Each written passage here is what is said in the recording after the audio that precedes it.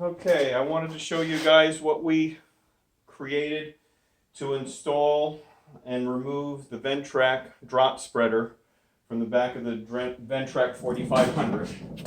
This cart was made with casters from Harbor Freight.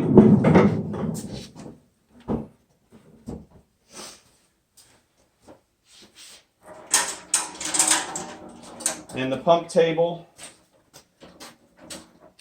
is also from Harbor Freight. This is the 500-pound version, which is plenty of what we're doing. And actually right now the drop spreader still has salt in it, so it's actually full. The electric I already disconnected. Now I'm going to pull the trailer hitch.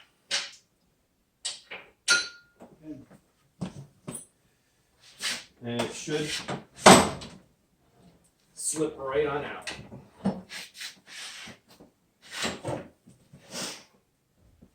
When you're putting it back in, it's very critical to get the trailer hitch height correct. Which when it came out, I could tell I was off a little bit.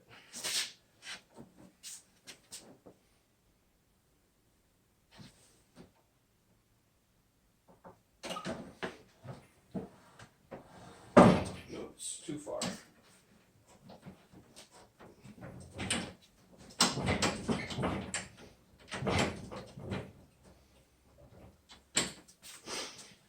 Now the trailer hitch pin goes back in.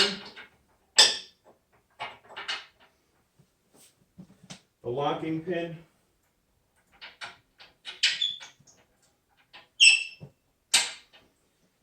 And then just plug the electric back in. Drop the table jack.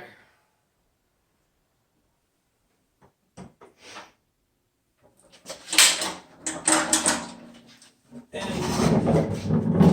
put the cart away. It can be that simple. No muscle, all finesse.